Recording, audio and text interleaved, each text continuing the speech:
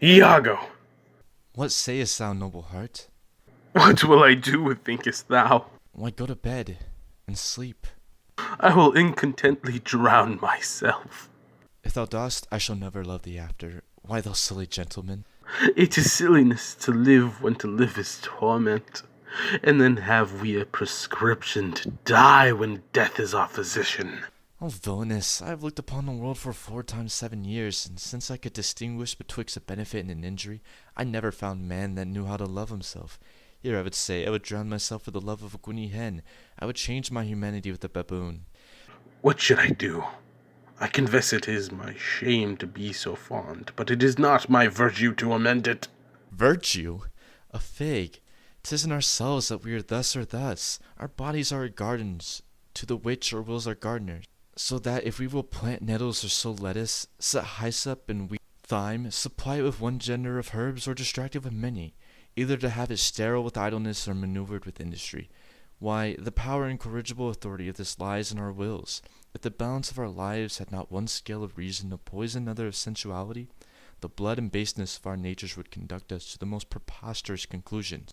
But we have reason to cool our raging motions, our carnal stings, our imbibed lusts, whereof I take this that you call love to be a sect or scion. It cannot be! It is merely a lust of the blood and a permission of the will. Come, be a man. Drown thyself, drown cats and blind puppies. I have professed me thy friend, and I confess me knit to thy deserving with cables of perdurable toughness. I could never better stead thee than now. Put money in thy purse. Follow thou the wars. Defeat thy favour with an usurped beard. I say, put money in thy purse. It cannot be that Desdemona should long continue her love to the Moor. Put money in thy purse, nor he his to her. It was a violent commencement, and thou shalt see an unanswerable sequestration. Put but money in thy purse. These Moors are changeable in their wills. Fill thy purse with money. The food that to him now is as luscious as locusts shall be to him shortly as bitter as colocynthida. She must change for youth. When she is sated with his body, she will find the error of her choice. She must have change. She must. Therefore, put money in thy purse. If thou wilt needs damn thyself, do it a more delicate way than drowning. Make all the money thou canst. If sanctimony and a frail vow betwixt an erring barbarian and a supersubtle Venetian, not too hard for my wits and all the tribe of hell, thou shalt enjoy her. Therefore, make money. A pox of drowning thyself. It is clean out of the way. Seek thou rather to be hanged in compassing thy joy than to be drowned and go without her. Wilt thou be fast to my hopes, if I depend on the issue? Thou art sure of me. Go, make money. I have told thee often, and I retell thee again and again. I hate the Moor. My cause is hearted. Thine hath no less reason. Let us be conjunctive in our revenge against him.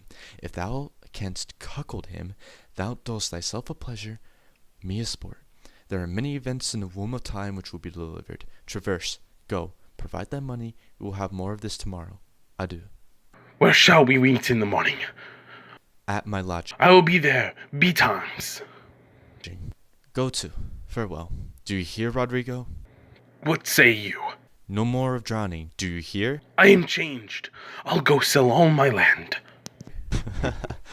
Thus do I ever make my fool my purse.